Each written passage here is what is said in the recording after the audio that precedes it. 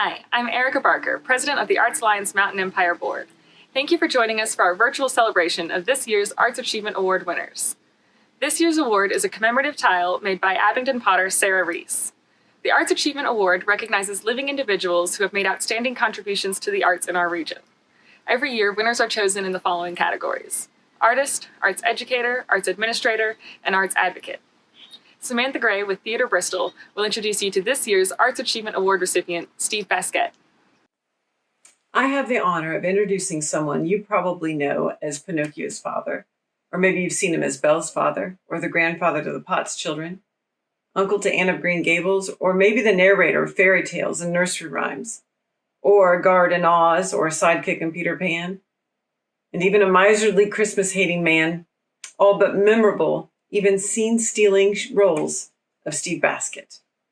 I have known Steve since our daughters were very young. We were both waited and chatted while they attended ballet class.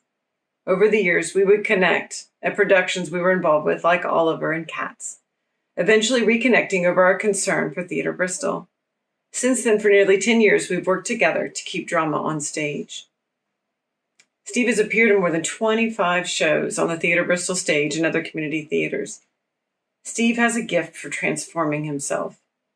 So much he's transformed himself into director, most recently directing The Adventures of Robin Hood, Mark Twain's Tom Sawyer, The Best Christmas Pageant Ever, and She Loves Me, the musical.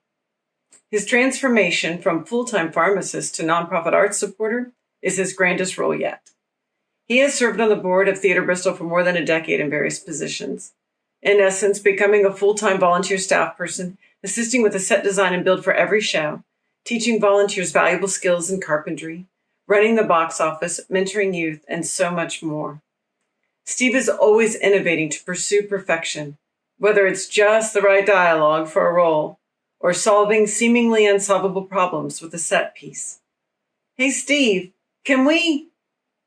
Ends up with a brakeless brake system for Les Mis, a rideable horse and carriage, climbable tower, a working wood-cutting invention, a house for the fiddler to stroll on.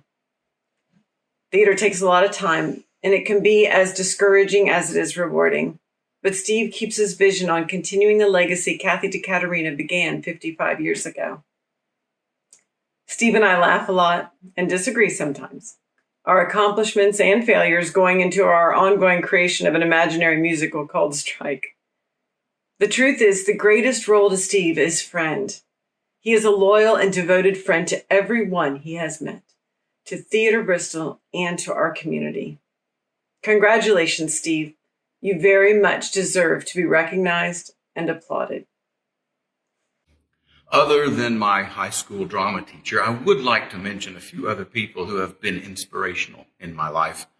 The many directors of the shows in which I've been lucky enough to be cast or involved in: Glenn Patterson, Bob Dean, Chris McVeigh, Fred Dunnigan, Ken Nagel, Lindy Lee, Will Oliver, Bill Campbell, David Hyde, Laura O'Brien, Dottie Havlick, and Camille Gray. The castmates who have become my closest friends: Mike Musick, Laura O'Brien, Mike Locke, Dan Gray, Robert McCrary, Bob Cantler, James Francis, Joey Collard, Andrew Hunt, and Camille Gray.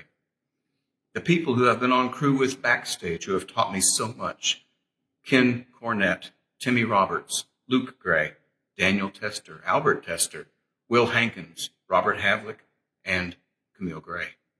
The crews of the shows I've directed, who have more than merely assisted me in putting them together: Shannon Dabney, Cindy Brooks, Brittany Wallace, Renee Hickman, Ann Vance, and Camille Gray. The Theatre Bristol Board of Directors, past and present: Suzanne Hill, she just got married. No, I'm not going to try to name them all, Mary Beth Raniero.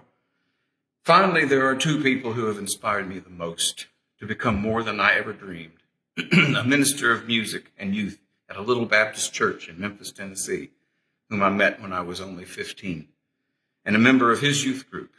Now, after 45 years, he is still an inspiration, a co-director, and a friend, Steve Davis.